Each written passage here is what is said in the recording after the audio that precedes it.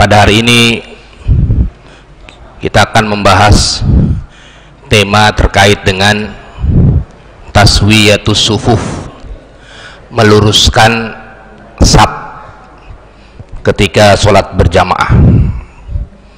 Taswiyatus sufuf, meluruskan saf ketika sholat berjamaah. Jamaah sholat maghrib yang dirahmati oleh Allah Subhanahu wa Ta'ala, ada beberapa hadis Nabi Muhammad Sallallahu Alaihi Wasallam terkait dengan taswiyatus sufuf, meluruskan saf, kemudian iza'us sufuf, merapatkan saf, dan ilzaqus sufuf, dan juga menempelkan antara satu dengan yang lainnya. Jadi nanti ada 3 tema besarnya. Yang pertama adalah at-taswiyah, meluruskan. Yang kedua adalah al-ihaq, yaitu merapatkan. Dan yang ketiga adalah al-ilzaq, yaitu menempelkan antara bahu dengan kakinya. Kita akan bahas satu persatu. Sebelum kita akan bahas dan tampilkan hadis-hadisnya, ada 3 bahasan nanti. Yang pertama adalah taswiyah. Yang 2 ini adalah hadisnya qauliyah. Qauliyah itu adalah langsung ucapan dari Rasul. Taswiyah dengan izaq, meluruskan dan merapatkan, itu adalah hadisnya adalah hadis qauliyah. Tidak ada perbedaan pendapat para ulama terkait dengan meluruskan saf, kemudian juga merapatkan saf. Itu tidak ada perbedaan pendapat para ulama terkait dengan tersebut, karena hadisnya qauliyah, langsung dari Rasulullah SAW. Nanti kita akan bacakan hadis tersebut. Kemudian yang ketiga, ini yang menjadi perbedaan pendapat, adalah lizak. Lizak itu adalah menempelkan bahu dengan bahu, kemudian kaki dengan kaki. Nah, ini juga terjadi perbedaan pendapat para ulama. Nanti kita akan bahas kenapa perbedaannya. Yang pertama, sisi dalilnya. Dalilnya memang hadisnya sahih, riwayat Muslim, riwayat Bukhari, tapi itu bukan qauliyah. Itu bukan hadis qauliyah, tetapi fi'lus sahabah. Fi'lus sahabah itu artinya pekerjaan atau yang dilakukan oleh para sahabat. Dan para sahabatnya itu tidak semuanya, ada ahadunya. Ada salah satu sahabat yang merapatkan dengan menempelkan bahu dengan bahu, kemudian menempelkan kaki dengan kaki. Nah, itu yang nanti akan kita bahas, sehingga nanti terjadi perbedaan pendapat para ulama, karena qauliyah, hadisnya bukan qauliyah tetapi fi'liyatus sahabah. Baik, jamaah salat maghrib yang dirahmati oleh Allah Subhanahu wa Ta'ala, yang pertama kita akan masuk ke taswiyatus sufuf, meluruskan saf. Luruskan saf itu artinya lurus safnya, enggak yang satu di sini, yang satu di sini, yang satu di sini bengkok, begitu tidak. Lurus safnya, lurus. Nah, ini pertama taswiyatus sufuf. Zikrul amri bi taswiyatus sufuf qabla takbiril imam. Terkait dengan hadis meluruskan saf sebelum imam bertakbir. Sebelum imam bertakbir. Nah, hadisnya riwayat Muslim dari Abu Mas'ud, Abdullah bin Mas'ud. Nah, Abdullah bin Mas'ud, kalau di riwayat Muslim itu ininya ya, ada sanadnya nih, haddasana Abu Bakar bin Abi Syaibah, haddasana Abdullah bin Idris wa Abu Muawiyah. Tapi yang kita akan langsung adalah ke Abdullah bin Mas'ud. Jadi riwayat Muslim, Abdullah bin Mas'ud qala kana Rasulullah sallallahu alaihi wasallam, bahwasanya Rasulullah Shallallahu Alaihi Wasallam yaqulu, berkata, sawu, luruskanlah, wala takhtalifu, dan jangan sampai bengkok, fatakhtalifa qulubukum liyalina minkum ulul ahlami wan nuha summal ladzina yalunahum summal ladzina yalunahum. Yang poinnya di sini, istawu, luruskanlah saf-saf kalian, wala takhtalifu, jangan sampai bengkok. Yang masuk di sini ini ya, sebelah sini dikit, sebelah depan dikit, begitu tidak lurus benar. Patokannya adalah pundaknya. Yamsahu manakibana, kata Rasulullah, dia melihat pundak-pundak kita itu lurus. Antara pundak kita dengan pundak sampingnya lurus. Enggak sebelah sini satu, sebelah sini satu, begitu, tidak. Antara pundak satu dengan pundak yang lainnya itu adalah lurus. Itu disebut dengan taswiyatus sufuf. Nah, makanya disunnahkan juga ketika imam itu mengucapkan, atau bahasa Indonesia nggak apa-apa, rapatkan, luruskan, rapatkan barisannya, begitu. Karena juga Rasulullah SAW ketika pengen mulai berjamaah, dia istau. Nah, ini ada istau, alif, sin, ta, waw, artinya luruskan. Luruskan. Ini hadisnya luruskan. Istau wala takhtalifu, jangan bengkok satu dengan yang lainnya. Patokannya adalah yamsahu manakibana, diperpatokan kepada pundak-pundak satu dengan pundak yang lainnya lurus. Jadi berbaris berbaris begitu, lurus, nggak bengkok sini, yang satu pundaknya sebelah sini, yang satu sebelah sini begitu. Ini hadis riwayat Muslim dari Abdullah bin Mas'ud, dari Abdullah bin Mas'ud. Kemudian hadis yang kedua terkait dengan hukumnya, hukum daripada taswiyatus sufuf. Diriwayatkan oleh Imam Bukhari dari Qatadah an Anas bin Malik anin Nabi sallallahu alaihi wasallam, sawu sufufakum fa inna taswiyatas sufufi min iqamatis shalah. Dari Anas, riwayat Imam Bukhari, luruskan sapnya, maka lurus sap itu sebagai bentuk ketika mendirikan sholat berjamaah. Kemudian di hadis riwayat Muslim Abu Hurairah, aqimus shaf fa inna aqimus shaf fi sholati fa inna iqamatas shaf min husnis sholati. Luruskan, dirikanlah shaf supaya lurus, maka lurus shafnya itu merupakan husnis sholati, bagian dari bagusnya sholat berjamaah. Di riwayat Imam Ahmad, aqimu sufufakum fa inna min husnis sholati iqamatas shaffi, bahwasanya lurus itu, shaf-shafnya lurus itu merupakan bagian dari husni. Husni itu artinya bagus, okehnya sholat berjamaah. Nah, di sini terkait dengan hukumnya taswiyatus shaf, meluruskan shaf, itu imam 4 itu sepakat bahwasanya hukumnya adalah bukan wajib tapi sunnah. Berdasarkan apa dalilnya? Berdasarkan husnis sholati. Ada kalimat husnis sholati begitu. Hanya Ibnu Hazm, mazhabnya Ibnu Hazm dan Zahiriyah, yang mengatakan bahwasanya huwa fardun, itu adalah wajib. Kalau ada yang bengkok, maka dia tidak sah. Tidak sah. Satu, ada orang bengkok, berarti orang tersebut tidak sah sholat berjamaahnya. Tetapi mazhabul jumhur ulama, diantaranya Abu Hanifah, Syafi'iyah, ini al-amru bitaswiyatus sufuf min sunnatis sholati inda Abi Hanifah wa Syafi'i wa Malik wa Imam Ahmad. Jadi mazhab 4 itu mengatakan sepakat bahwasanya lurus saf itu merupakan adalah bagian dari kesunahan sholat. Hanya mazhab Zahiriyah saja, Ibnu Hazm, Daud Az-Zahiri, yang mengatakan bahwasanya dia adalah fardu alias wajib.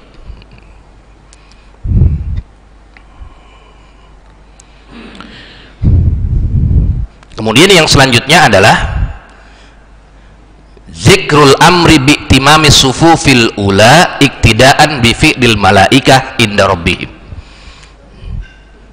Jadi meluruskan saf, memenuhi saf yang pertama itu sampai sempurna, baru kemudian saf yang kedua, itu adalah bagian dari iktidaan bi fi'lil malaikati inda rabbihim, mengikuti malaikat bersafnya seperti itu. Jadi saf pertama belum habis udah pindah duluan, tidak begitu, tapi sempurnakan dulu saf pertama sampai habis, setelah itu baru pindah ke yang kedua, sampai habis pindah yang kedua, sampai habis pindah yang kedua, pindah terus begitu.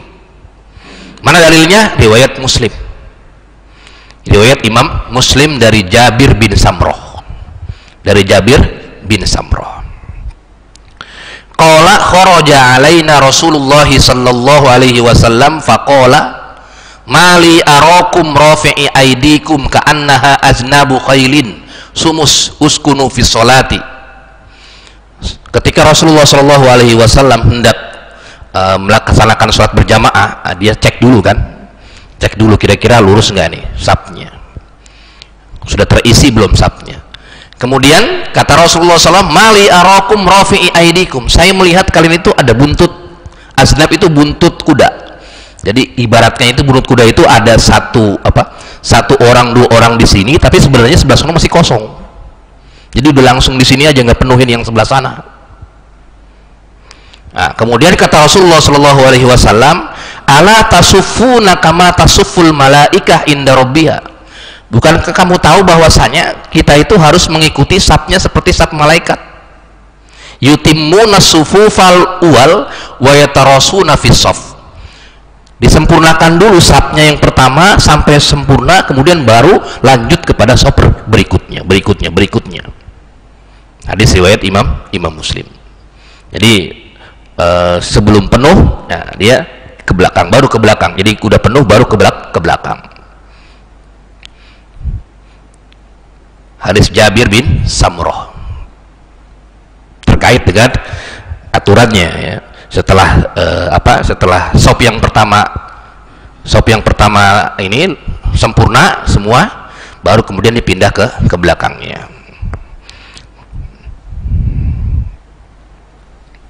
Nah, kemudian hadis yang selanjutnya masuk ke al-ihazah, rapat. Tadi kan lurus ya, kemudian rapat, sekarang rapat. Nanti setelah rapat baru tempel. Jadi pertama tadi lurus itu langsung dari Nabi, ucapan Nabi langsung perintahkan dari sininya, dari depan itu, mencek sawu sufufakum. Nah, kemudian di riwayat Imam An-Nasai, ini turun lagi riwayat An-Nasai dengan satu lagi nanti hadis riwayat Imam Ahmad yang terkait dengan dalil merapatkan. Kalau lurus tadi riwayat Bukhari dan Imam Muslim, hadis sahih riwayat Bukhari dan Imam Muslim. Nah, ke Imam Nasai dan Imam Ahmad ini cenderung ke hadis hasan, walaupun ada juga sebagian yang hadis sahihnya. Ini terkait dengan rapat dari Anas, hadis Anas riwayat Imam An-Nasai. Annan Nabiyya sallallahu alaihi wasallam, bahwasanya Nabi Muhammad sallallahu alaihi wasallam qala, berkata. Ini masih perkataan Nabi juga, masih perkataan Nabi. Jadi antara lurus juga perkataan Nabi, kemudian rapat pun perkataan Nabi. Cuman perbedaannya adalah kalau yang lurus itu Bukhari Muslim, taswiyatus sufuf. Nah, kalau yang rapat itu Imam An-Nasai yang meriwayatkannya, kemudian Imam Abu Daud, tapi juga sama qaulnya Rasul. Qaul Rasul itu kalau kita tahu, qaul Rasulullah itu adalah yang paling tinggi derajatnya ketika kita berbicara terkait hadis. Jadi kalau pemahamannya, kalau ada hadis qauliyah, ada fi'liyah, ada takririyah, ini yang diutamakan adalah qauliyah kalau hadisnya sahih begitu. Ini sama masih hadis qauliyah, ucapan Rasul, langsung ucapan Rasul dari Anas bin Malik qala, Nabi berkata, rasu sufufakum wa qaribu bainaha wa hazu bil a'naqi fawallazi nafsu Muhammadin biyadihi inni la aras sayatin tadkhulu min khilalis shaf ka'annahal hazaf. Imam An-Nasai yang meriwayatkannya. Kata Nabi, rasu sufufakum, rapatkan saf kamu, rapatkan. Wa qaribu bainaha, dekatkan satu dengan yang lainnya, jangan jauh-jauh. Jadi nggak kayak 1 meter kayak kemarin gitu ya. Waktu corona maksudnya, deketin gitu. Deketin. Rasu sufakum, rapatkan saf-saf kalian. Wa qaribu bainaha, dan dekatkan antara satu dengan yang lainnya, deket, nggak boleh jauh-jauhan. Wa hazu bil a'naqi, dekatkan pundak kamu dengan pundak yang lainnya. Wallazi nafsi Muhammadin biyadihi, demi zatnya Nabi Muhammad Inilah arsayatin, saya melihat setan-setan itu tadkhulu min khilalis sof, dia masuk dari celah-celah sof yang ada di samping kalau ada celahnya, sehingga harus rapat. Ini riwayat Nasa'i dari hadis Anas. Rasu sufufakum wa qaribu bainaha, jangan sampai setan masuk dari sebelahnya, begitu ya. Nah, kemudian juga riwayat Imam Ahmad, bahkan ada fadilahnya ini, merapatkan sop ada fadilahnya. Riwayat Imam Ahmad dari Abi Sa'id Al-Khudri, untuk memerintahkan tutup celah, ditutup celah, kalau ada samping-samping tutup celahnya, jangan ada celah sedikit pun. An Abi Sa'id Al-Khudri, dari Abi Sa'id Al-Khudri, anna Rasulullah sallallahu alaihi wasallam qala ala adullukum, saya akan tunjukkan kepada kalian, kata Rasulullah sallallahu alaihi wasallam, ma yukaffirullahu bihil khotoya, sesuatu yang bisa mengampuni, menghilangkan al khotoya, kesalahan kita diampuni, wa yazidu bihi fil hasanat, dan menambah kebaikan-kebaikan. Diampuni kesalahan dan ditambah kebaikan. Qalu, para sahabat berkata, bala ya Rasulullah, nggih wahai Rasulullah, iya, begitu ya. Bala itu nggih, iya, pengen gitu. Qala, kata Rasulullah SAW, isbagul wudu alal makari, hendaklah sempurnakan wudu dengan sesuai dengan sifat-sifat wudunya Nabi. Wa qasratul khuta ila hadhil masajid, banyak melangkah ke masjid, sering ke masjid. Wa intizarus sholati ba'da sholati, tungguin sholat ke sholat yang lain, maghrib ke isya. Nah, ini nih, kita nih diampuni dosa-dosa kita dan ditambah kebaikan-kebaikan kita. Ma minkum min rajulin yakhruju min baitihi, tidak ada satu orang pun yang keluar, yakhruju min baitihi, keluar dari rumah, mutatahhiron, dia dalam keadaan suci, nah, berarti wudunya di rumah. Fayusalli ma'al muslimin, kemudian ia sholat bersama dengan kita semua kaum muslimin. Summa yajlisu, kemudian ia duduk, ya, yantazirus sholah, menunggu sholat.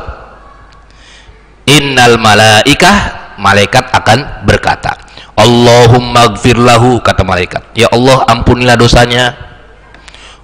Allahumma arhamhu, ya Allah rahmatilah dia. Fa idza kuntum ila sholati fa'dilu sufufakum, jika kamu hendak sholat maka luruskan saf-saf kamu.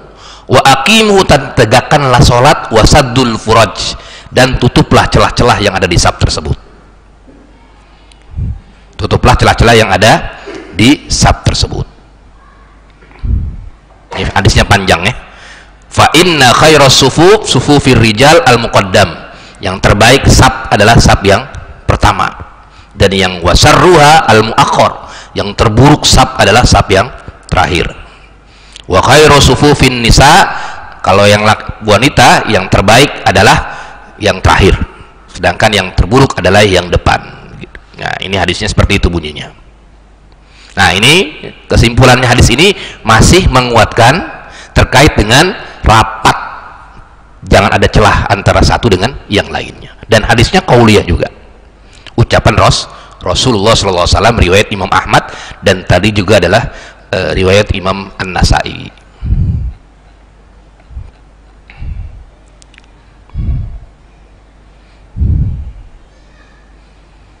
Ini masih sama ya, masih sama terkait dengan Nu'man bin Bashir, hadisnya sama, merapatkan. Kita lanjut karena masih ada fadilah-fadilahnya. Ke ilzak, menempel. Nah, ini baru yang ketiga bahasannya. Ilzakul mankib bil mankib wal qadam bil qadam, menempelkan pundak dengan pundak, tempelin, jangan nggak ditempelin. Kemudian tempelin kaki dengan kaki. Nah, di sini baru bahasannya. riwayatnya Imam Bukhari, hadisnya sahih, riwayatnya Imam Bukhari. Tetapi ini ada tambahan dari perawinya. Nah, ini yang menjadi problem permasalahannya, sehingga terjadi perbedaan pendapat para ulama terkait dengan ilzakul mankib bil mankib.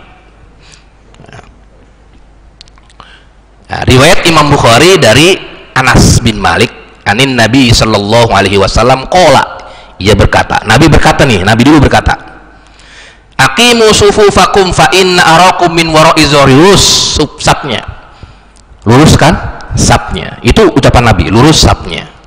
Maka saya melihat ada yang tidak lurus, lurus sabnya, luruskan sabnya. Nah, baru kemudian perkataan dari perawinya Anas bin Malik, wa kana ahaduna yalziku mankibahu bimankibi sahibihi wa qadamahu biqadamihi. Dan salah satu dari kita, sahabat nih, Anas bin Malik, salah satu dari kita yulziku menempelkan bahu dengan bahu yang lain. Ketika Rasulullah ucap itu, kemudian sahabat ada yang menempelkan. Wa qadamahu biqadamihi, dan kaki dengan kaki pun ditempelkan. Rawahul Bukhari, hadis riwayat Imam Bukhari. Itu yang pertama hadisnya. Di sini banyak komentar dari para ulamanya. Kita lihat hadisnya dulu ya.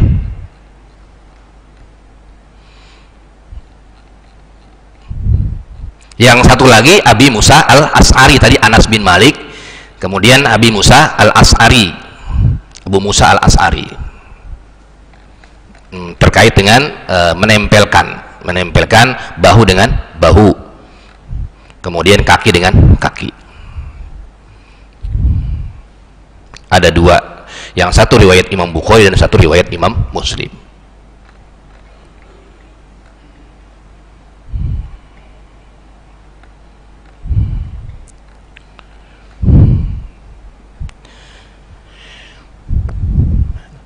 Nah, ini kata Rasulullah, aqbala Rasulullah sallallahu alaihi wasallam 'alan nasi biwajhihi faqala aqimu sufufakum, sampai 3 kali.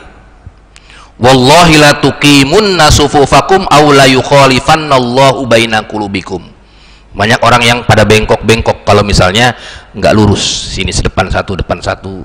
Nah, sehingga nanti hati-hati kamu akan, maksudnya hati kita akan dibengkokkan, bengkok-bengkok, harus lurus.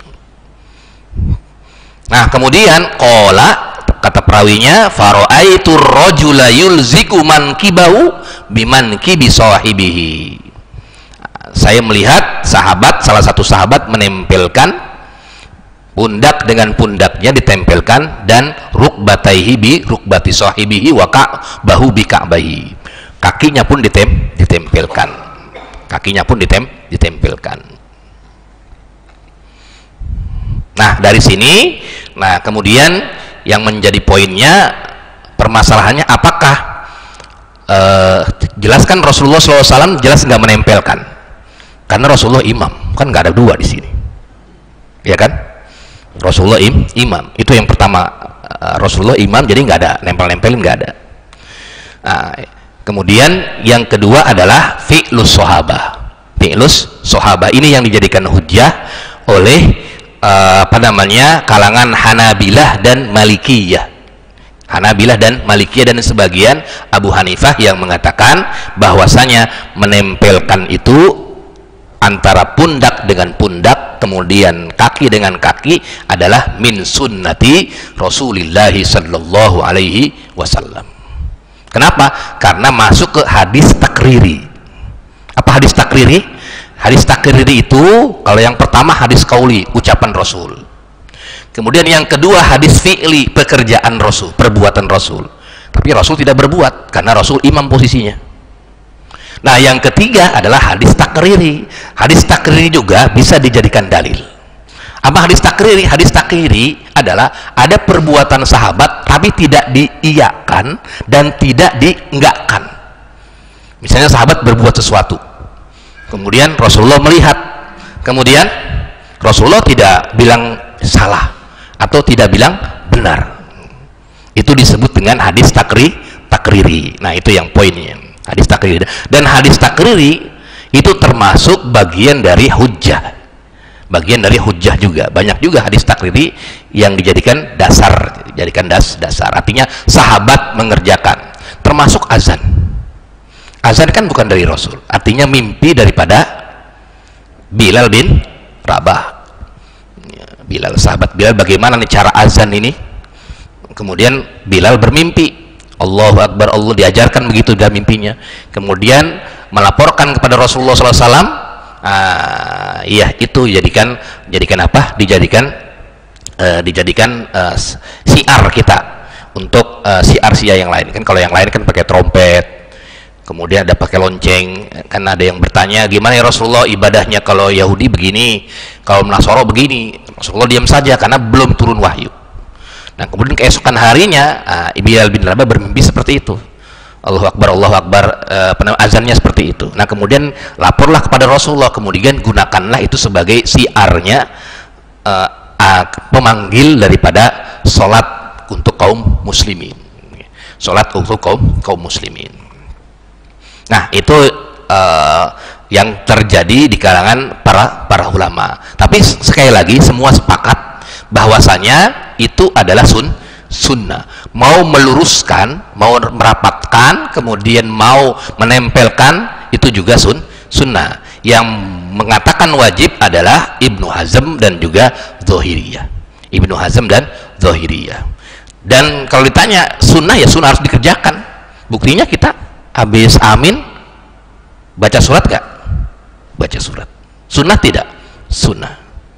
Kemudian kita baca zikir subhana rabbiyal a'la wa bihamdi, baca nggak kira-kira? Baca.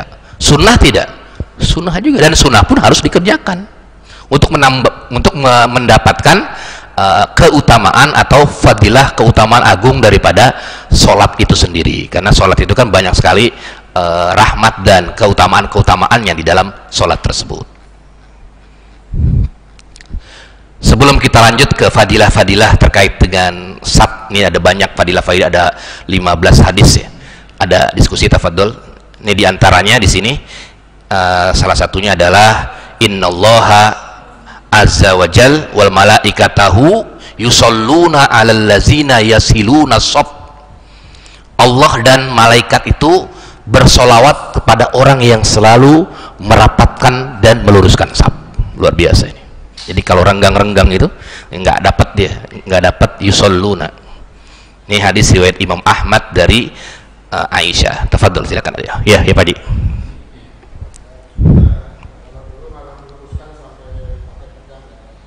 Apa?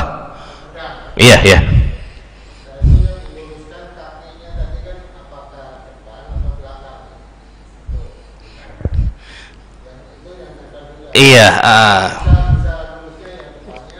Iya, iya. Terus yang kedua, ini kan ada sabni kosong nih biasanya ini kena tiang kayak gitu. Itu apakah juga masih sah sholat misalnya dengan sisanya yang segitu atau kan? Soalnya kalau saya di tempat dengar sah aja, cuman jangan kurang dari 4 atau 5 gitu Pak. 5 apa? 5 orang. Oh gitu. Oh iya. Yeah.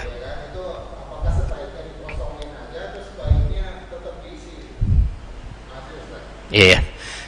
Yang pertama terkait dengan kakinya ya, di depan yang belakang ini terkait dengan menempelkan ya. Ini memang tidak ada detail teknisnya sih yang bawah ini nih. Ini yang jelas hanya ilzak menempelkan kaki dengan kaki. Itu yang menjadi poinnya, nggak ada CCTV-nya justru. Jadi nempelnya gimana gitu, hanya lafaznya kelihatan, hanya lafaz, dan itu pun yang menjadi poin. Ini ininya samping sininya atau gini atau begini. Nah, itu tidak sampai sedetail itu. Nah, sehingga itu menurut saya dia wilayah ijtihadiyah. Kalau urusan yang penting nempelnya itu, kalau dilihat dari hadis tadi begitu, yang penting nempelnya itu. Jadi nggak sampai detail yang nempel yang depannya atau yang belakangnya atau yang sampingnya. Nah itu tidak sampai sedetail itu hadisnya gitu. Andai kata detail ya enak gitu, tapi nggak sedetail itu. Jadi ketika Anas bin Malik melihat ada salah satu sahabat yang menempelkan, dia hanya bilang dia nempelkan pundak dan kakinya. Itu saja ngomongnya. Pundak mana pundaknya dan kemudian kakinya. Udah itu aja. Jadi nggak sampai antara samping kakinya atau ininya, nggak sampai sedetail-detail itu banget. Gitu. Nah itu yang menjadi poinnya, sehingga sudah nempel kakinya juga sudah bisa disebut dengan masuk ke dalam hadis itu, begitu, masuk ke dalam hadis itu. Kemudian yang kedua adalah ini terkait dengan apa? Terkait dengan tiang ya. Apakah harus 2, 3? Itu juga nggak ada ininya juga, nggak ada aturannya juga. Artinya nggak ada, kalau ditanya dalilnya nggak ada juga nih harus lebih dari 5 gitu. Harus lebih dari 3 kan harus butuh dalil juga. Yang penting jangan ada yang kosong gitu ya. Kalau misalnya ini kemudian sono kosong, sono ada lagi, berarti ada yang kosong itu nanti. Nah itu ke situ dari arahnya. Tapi kalau misalnya berapa jumlahnya harus 5, 4, itu memang tidak ada dasar teknis detailnya, memang tidak ada. Tapi yang jelas kalau dia kepentok dengan tiang, maka disambung lagi ke sebelah sananya, itu memang aturannya yang seperti itu.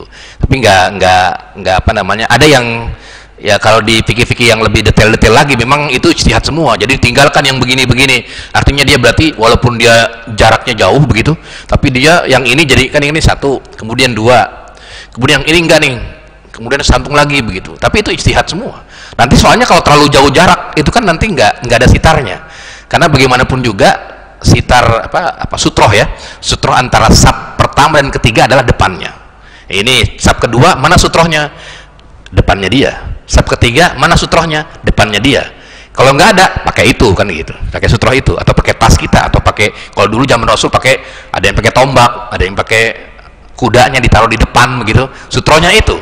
Tapi kalau lagi berjamaah ya yang kedua sutrohnya ini, yang ketiga sutrohnya ini. Nah kalau misalnya ini nggak diisi nih, karena gara-gara alasannya ada tiang akhirnya nggak diisi, berarti dia sutrohnya hilang di depan. Yang misalnya ini 1, 2, kan tiganya jauh tuh, karena ini kosong kan, misalnya katanya nggak boleh misalnya karena ada tiang nih gitu kan, akhirnya dikosongin sampai sono 3, berarti kan jauh jaraknya antara yang ketiga dan yang kedua, berarti harus pakai sutroh semua tuh berarti. Nah kan itu yang pusing juga akhirnya. Kenapa? Iya ijtihad ya. Menurut saya sih ijtihad semua itu, ijtihad. Jadi menurut saya adalah ijtihad. Jadi tidak bisa dikatakan ini berarti harus kosong semua. Nanti yang menjadi problem tadi yang ketiga dengan yang keduanya jauh jaraknya, padahal sebenarnya sutronya adalah di depan masing-masing, iya depannya. Kalau ini ya depan sutronya ini ya, kalau ini ya depan begitu, itu adalah sutrohnya, penghalang supaya orang tidak bisa keluar lalu larang begitu. Iya Pak Ji.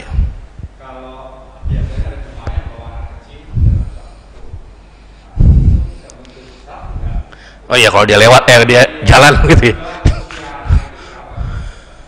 Iya ya, ini juga menjadi ini juga ya, satu sisi memang kita diperintahkan untuk tapi di sini nanti ada nih terkait dengan sab yang pertama ditujukan kepada orang-orang yang orang-orang yang yang mohon maaf, misalnya orang-orang yang sudah oke gitu ininya, pengetahuan agamanya, pengetahuan kesolatannya, orang-orang tua, itu semua di yang depan. Nah ini dalilnya yang pertama ini, pemahaman dari hadis yang pertama ini. Nah ini liyalini minkum ulul ahlam wan nuha summal ladzina yalunahum summal ladzina yalunahum. Nah ini yang hadis ini. Jadi yang depan ini adalah orang-orang yang paham agamanya ya, minimal istilahnya kalau di kampung ya orang yang inilah tokoh misalnya dan lain sebagainya, itu di depan-depan. Misalnya depan-depan, kemudian yang tua-tua yang orangnya khusyuk lah dan lain sebagainya. Nah kemudian baru yang belakang. Ini berdasarkan hadis ini begitu. Berdasarkan hadis ini. Tapi lagi-lagi ini bukan perintah. Artinya dilakukan pun bagus, tapi tidak dilakukan pun tidak menjadi dosa begitu. Artinya kalau ada anak kecil di depan ini, artinya tidak ada perintahnya juga untuk larangan nggak boleh anak kecil di sop yang pertama. karena memang tidak ada larangannya juga gitu. Tetapi yang menjadi poinnya adalah nanti bisa apakah itu merusak saf. Kalau misalnya dia lagi anak kecilnya ya kalau lagi dia masih nggak apa masih nyambung terus. Tapi kalau misalnya anak kecilnya yang belum tamyiz, karena dia belum tamyiz ya, belum tamyiz itu belum mengetahui mana baik mana buruk ya, mana baik mana buruk. Artinya ada juga yang anak kecil tapi sudah khusyuk sholatnya, walaupun kecil 6 tahun 5 tahun tapi udah benar-benar khusyuk karena diajarin begini, diam dia.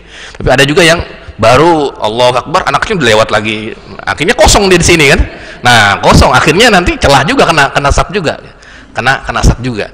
Nah, makanya itu yang menjadi yang menjadi poinnya kan akhirnya. Nah, kalau menurut saya anak kecil yang tamyiz yang posisinya ada di depan. Tapi kalau yang anak kecil yang masih yang tahapnya belum tamyiz, menurut saya sih di belakang gitu.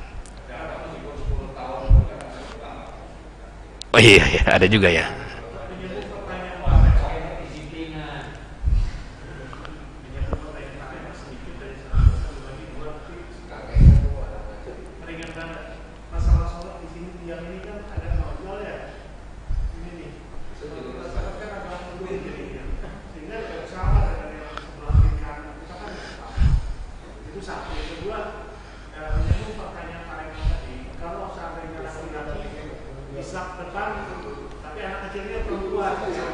Anak kecilnya perempuan.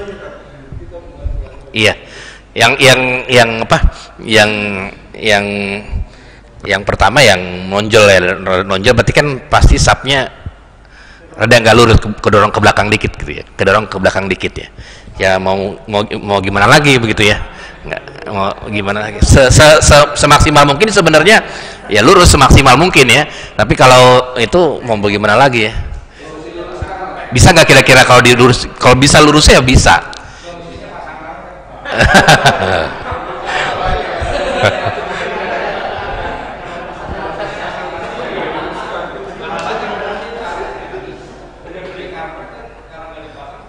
Oh iya, iya dimaksimalkan saja supaya lurus, dimaksimalkan supaya lurus. Lagi kalaupun nggak lurus, tapi yang jelas menurut saya tidak membatalkan sholat berjamaah, itu yang penting itu juga. Iya, sholat berjamaah ya tetap dapat gitu.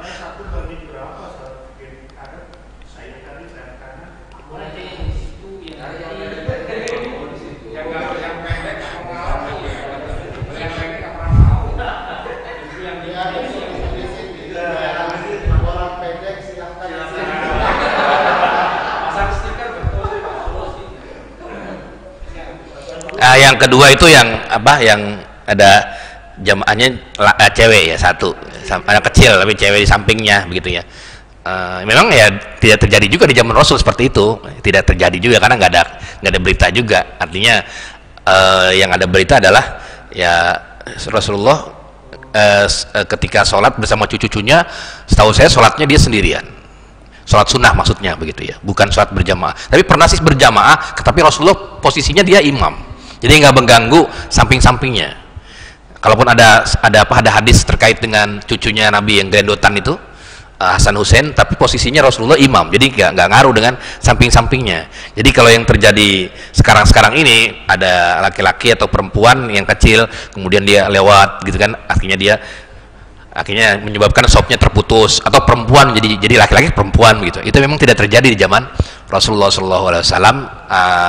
Kemudian kalau dari sisi sholatnya sah sebenarnya, artinya tidak mengganggu karena ya tadi makanya ya, kecuali kalau tadi salah satu lurus rapat itu adalah salah satu kewajiban, maka tidak sah dia jamaahnya. Tapi tadi empat mazhab itu mengatakan dia sunnah, artinya tetap dia walaupun itu salah tapi tetap dia dapat jamaahnya. Ya menurut saya sih tidak bisa dicampur gitu ya. Kalaupun dicampur, ada yang berijtihad di pojok begitu, ditaruh di pojok, yang laki-laki juga taruh di pojok begitu, tapi itu ijtihad juga supaya tidak mengganggu ya, pojok paling pojok begitu, ijtihad supaya tidak mengganggu yang samping-sampingnya, supaya nggak rapat gitu. Karena kalau sepojok kan berarti yang nggak rapat dia doang nih, kalau misalnya ini yang ini nggak ganggu begitu. Nah itu yang iya Pak Ji.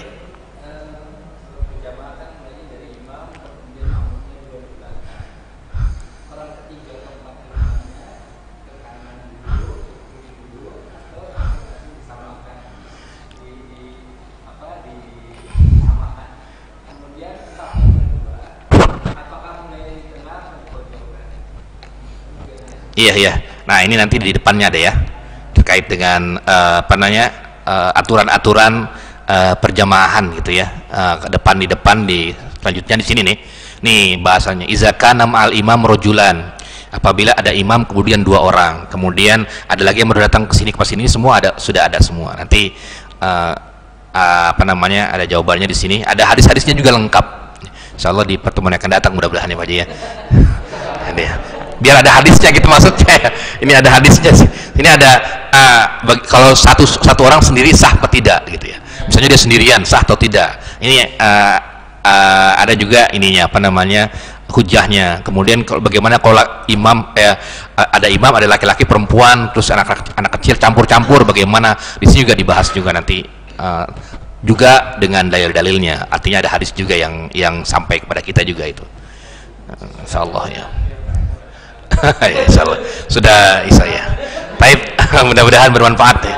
Mudah-mudahan bermanfaat. Sudah lewat ya. Terakhir. Iya, insyaallah. Oh iya kanan. Iya kanan. Iya, nanti kita termasuk apa kanan terus dulu kaki atau tadi ya pertanyaan ini sini dan lain sebagainya. Baik, nanti kita akan lanjutkan. Kalau jawab sekarang nggak ada dalilnya nggak enak gininya. Kalau nggak ada dalilnya kan nggak enak, biar kita ada dalilnya supaya enak gitu. Baik, sama-sama kita akhiri dengan membaca doa kafaratul majlis. Subhanakallahumma bika asyhadu an la ilaha illa anta astaghfiruka wa atubu ilaik. Assalamualaikum warahmatullahi wabarakatuh.